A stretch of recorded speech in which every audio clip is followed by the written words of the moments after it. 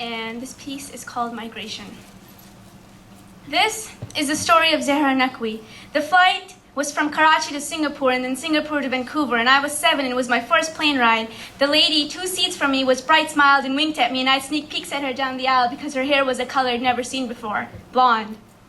She spoke to me kindly, at least I think so, because I hadn't yet learned English, but I had learned to read smiles. Now the strange thing is she kept giving me pens. Ever so often she would turn around and hand me a pen, gel pens, ballpoints, even fountain pens, and she would say something, but all I registered was that she had an impressive collection of pens. With ESL came the delightful feeling of new meanings and sounds. My T's and D's were still harsh, and I said computer in Canada.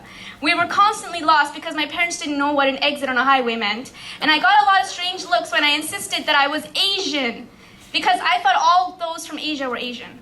And though my teacher told me I was not yet ready to read the Junie B. Jones books, I still read them. By fourth grade, my T's and D's had softened, and it was not Urdu that spilled first from my mouth, but English. And if that's around the time it happened, I learned I was an immigrant. When my desk group named our team the Canadians, a blonde-haired Tyler seemed confused and protested, but Zehra's not Canadian. I wasn't clever enough to ask him what made one Canadian. If one had to be indigenous to the land, and the only people of true Canadian status are the First Nations, and see how nicely the immigrants treated them. Yes, I'm an immigrant from a long line of immigrants. The feet of my ancestors constantly moved from the dusty deserts of Arabia to the mountain ranges of Persia, to the spicy heat of India, and across the border trying to heal scars of colonialism to Pakistan. My plane ride to Vancouver was just another step. There are too many intricate connections and loyalties and histories and cultures and mixes of languages and colors to pin the hue of my skin to one land. So I will forever proudly be an immigrant if it means I'm a traveler. And just like my ancestors infused my blood with movement, I will pass on this legacy of migration to my children. I will tell them, move, go forth, because if you stay in one place for too long, your feet will grow thick roots until you can move no longer. So strap on your boots and move. Do not let documents and custom lines and airports define you. Do not be so partial to one color, because your own blood is a mix of so many flavors that you'll only be betraying some part of yourself.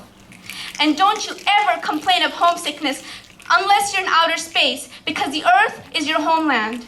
The only nation you need to be patriotic to, and your family is every person you can speak in smiles to, the land, the people you must be loyal to.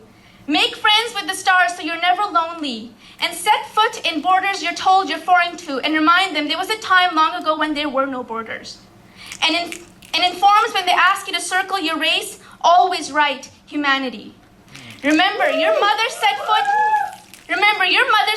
in a new country with pockets full of pens long before she knew she was a writer. And just the same, you keep your pockets empty so you can fill them up with symbolism. Now carry the name Nakwi like a backpack full of stories, and I'll be listening and making sure that your feet are never still. Thank you.